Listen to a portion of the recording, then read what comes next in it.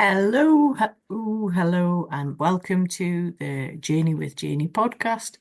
I'm your host, Jane Anderson, and we're here on episode 8, The Darkness Night, the New Light. And this is the Quiet Reset, season 2 of the Janey with Janey podcast. It's a season of reflection, rest, and gentle rediscovery.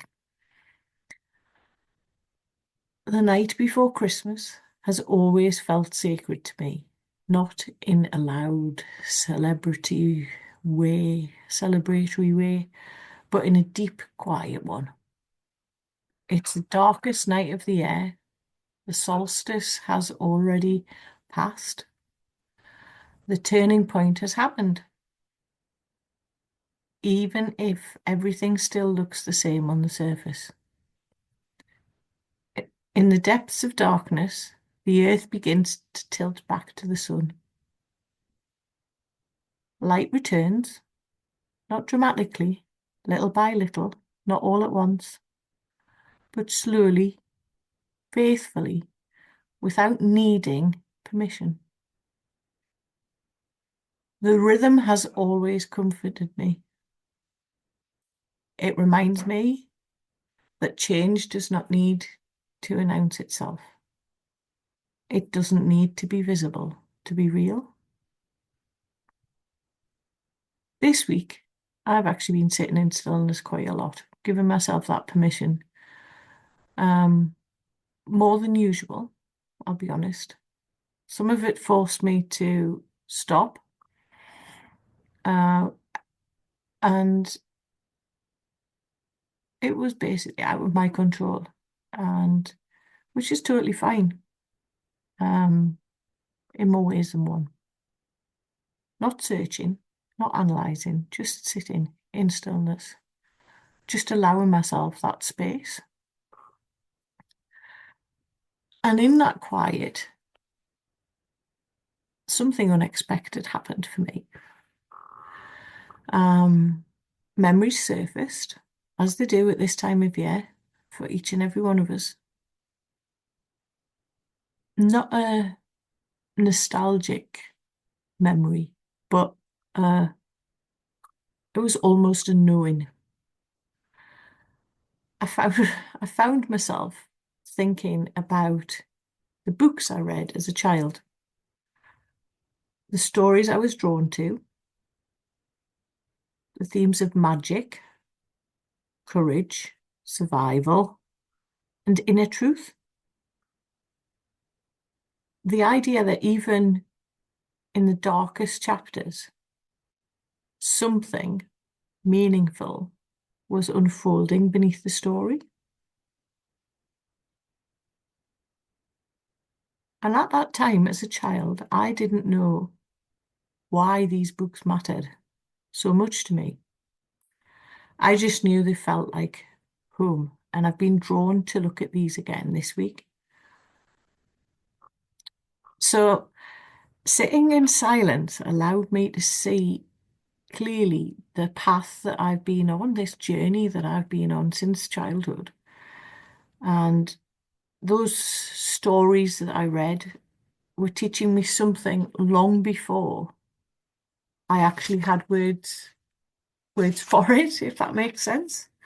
They were showing me that the darkness is never the end of the story, that there is always a turning point, even if it comes quietly, even if it comes through patience rather than action.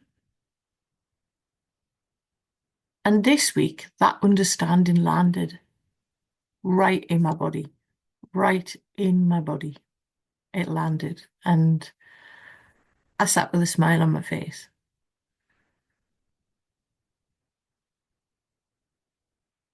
We're standing at a threshold right now, personally, collectively, and seasonally. I've been drawn in by the posts on Instagram, Facebook, wherever you search. It's all about the year of closure, the year 9-year completion, the air of the snake, and the meanings behind it all. So I thought it would be worth giving you my take on this. So the year of the snake is completing a year of shedding, deep transformation, and inner work, which, when I've looked back, is exactly what I've been doing. Snake energy is not about rushing forward. It's about knowing when an old skin no longer fits. And having the courage, and I think that's the biggie, having the courage to leave it behind. The shedding can be uncomfortable, it can be lonely, and it can be tender. It can feel like loss, even when it's necessary. But snakes don't carry old skins into the next season. They trust the process of renewal. And for me, that is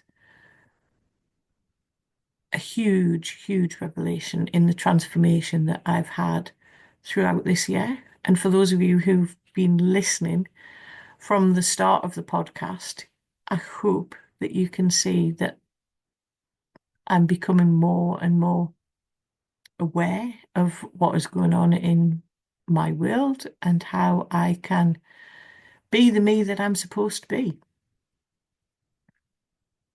As the darkest night passes, we begin to feel the approach of the year of the horse. Movement, momentum, direction, and the readiness to move again. So just remember, all horses don't surge forward without alignment. They need to know where they're going, what their plan is. They need to, before the movement comes, they are in stillness. And before the speed comes, there's clarity. And for those of you who ride horses, this will resonate more as you know the power of the horse and the horse picking up on your feelings when you're riding. And that's what this week gave me. Clarity born from quiet. Not a big revelation shouted from the rooftops, but a steady inner knowing. I've reached that turning point, not because everything is resolved, because we are always healing, we are always growing, and not because the grief has vanished. It is my direction has changed and my understanding. And just to touch on the grief side, because there are a lot of us out there find this time of year difficult. Grief often feels like a long winter's night, a season where warmth feels distant and time moves differently. Then one day, something shifts. A breath feels lighter. A memory brings warmth instead of pain. A sense of meaning returns where there was once only absence. And I'm going to say that is the solstice of the soul, the moment when darkness stops deepening and the light begins its quiet return. And one of my favourite sayings at the minute is rediscovery often starts in the dark, just before that flame sparks again.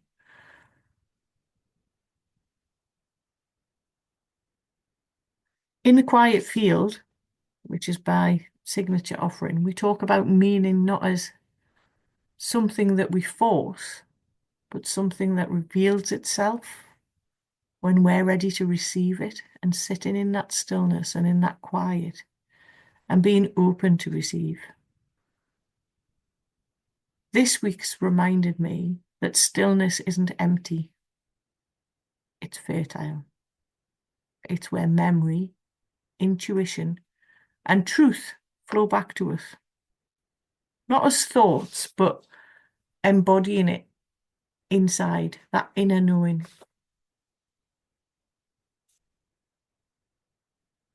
And the books I loved as a child, the lessons I've lived through as an adult, and the grief that I've carried all braided together in that stillness. So I've given you some prompts at the end to journal on what I've talked about. But I'm going to leave you with this. And just remember, if you need to take time out on Christmas Day to be still for 5 minutes, go outside, walk the dog, stand in nature, take some deep breaths. Remember, you can do you. Doesn't matter. So if you're listening, I'm just going to do a quick, slow breath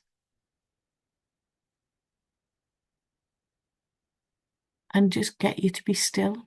Doesn't have to be now while you're listening. You can listen back to this bit.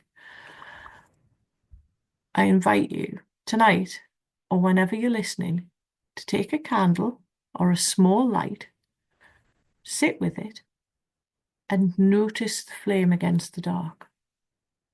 See how even that smallest glow changes the space around it. That's hope. That's resilience. That's the part of you that never stopped believing, even when you never realize. And even I didn't realize when I wrote the first book, Janey, You Never Realize, that you never realize crops up quite a lot when you start on this journey. It was still there. As this year completes, and I'll do more about this next week, honor what you're leaving behind. The skins that no longer fit, the stories that have finished their work. And as the new year approaches, trust that movement forward that's waiting for you to step up and move. The earth is already turning toward the dawn, and you too are turning towards life again. Thank you for sharing this solstice moment with me.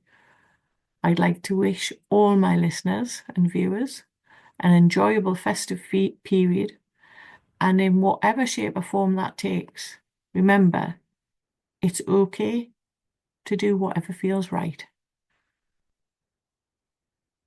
I'm Janey Anderson, and this is Journey with Janey. Until next time, trust the return of the light and know that you are part of it.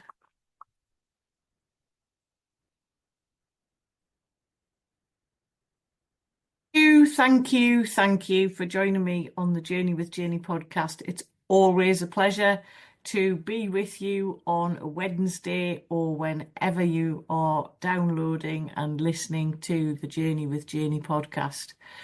All I ask is that you subscribe so you never miss an episode.